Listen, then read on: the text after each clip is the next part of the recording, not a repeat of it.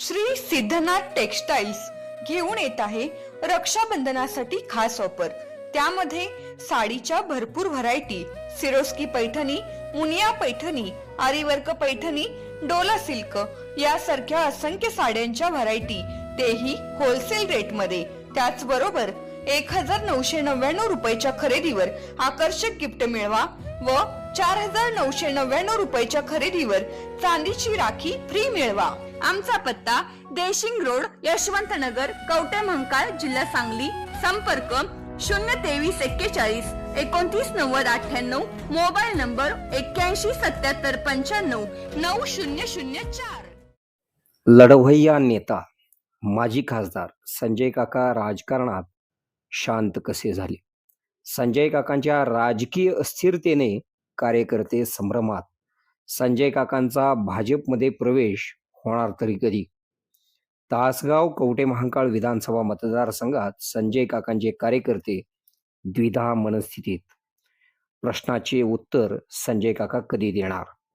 माजी खासदार संजय काका पाटील तरुणपणाच्या काळात प्रत्येक गोष्टीत संघर्ष करून, प्रत्येक गोष्टीला तोंड देऊन, नगरसेवक पदापासून ते खासदारकीपर्यंत राजकारणात मजल मारणारे संजय काका राजकारणात अलीकडच्या काळात शांत का झाले आहेत? घराण्याची राजकीय पार्श्वभूमी नसताना स्वतःची राज्यात ओळख निर्माण करणारे संजय काका विधानसभा निवडणुकीनंतर एकाकी शांत झालेले आहेत। संजय काकांच्या शांत राहण्यापाठीमागे गुपित काय, अशी चर्चा राजकारणात रंगलेली आहे। मात्र संजय काकांचे होम पिच असलेले तासगाव कवठे महांकाळ मतदारसंघात संजय काकांची भूमिका अस्थिर असल्याने पदाधिकारी व कार्यकर्ते संभ्रमात पडलेले आहेत। संजय काकांच्या भोवती राजकीय कोंडी निर्माण करण्याचे विरोधकांनी केलेले प्रयत्न यशस्वी झालेले दिसून येतात। मात्र संजय काका विरोधकांचे वर्तुळ भेदणार का, याची चर्चा रंगलेली आहे। सांगली लोकसभा मतदारसंघातून भारतीय जनता पार्टीचे खासदार म्हणून सलग 10 वर्ष चांगली कामगिरी माजी खासदार संजय काका पाटील यांनी केली। गेल्या 10 वर्षाच्या कालावधीमध्ये खासदारकी उपभोगताना संजय काकांनी अनेक जनसेवेची कामे केली।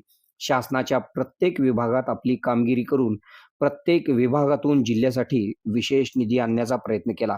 यामध्ये म्हैसाळ योजना व्यवस्थितपणे कार्यान्वित ठेवून शेतकऱ्यांना पाण्याचा प्रत्येक थेंब देण्यासाठी प्रयत्न केले। तसेच म्हैसाळ योजना, टेंबू योजना यांसह अनेक पाण्याच्या योजना कमी खर्चात चालाव्यात, शेतकऱ्यांची पाणीपट्टी कमी व्हावी या उद्देशाने महाराष्ट्र व केंद्र शासनात पाणी योजना सौर ऊर्जेवर चालावी यासाठी म्हैसाळ माध्यमातून मंजूर करून घेतली। त्यासाठी निधी देखील मंजूर करून घेतला। म्हैसाळ योजना बंदिस्त पाईपलाईनद्वारे काम करून घेऊन पाण्याची बचत करून पाणी वाया जाऊ न देता बंदिस्त पाईपलाईनद्वारे शेतकऱ्यांच्या शेतापर्यंत पाणी पोहोचविण्यासाठी संजय काकांनी प्रयत्न केले। लोकसभा निवडणूक पार पडली। यामध्ये विद्यमान खासदार विशाल पाटील विरुद्ध भाजपचे माजी खासदार संजय काका पाटील यांच्यात लढत झाली। या निवडणुकीत संजय काकांचा पराभव झाला।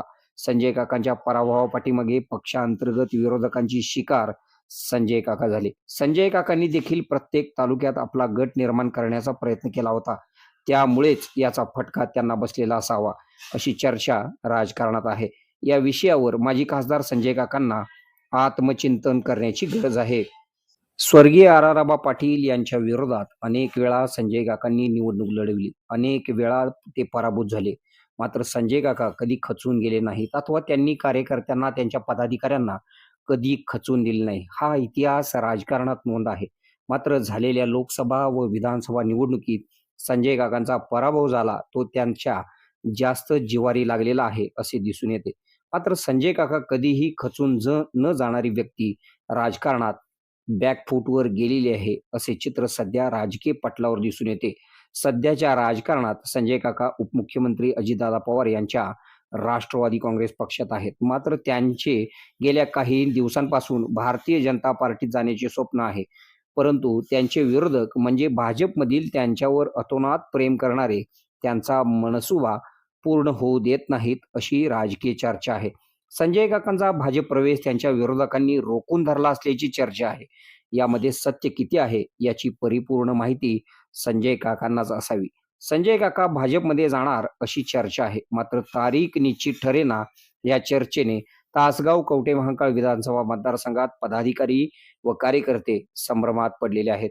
संजय काका सध्याच्या घडामोडींमध्ये राष्ट्रवादी देखील कार्यरत नाहीत.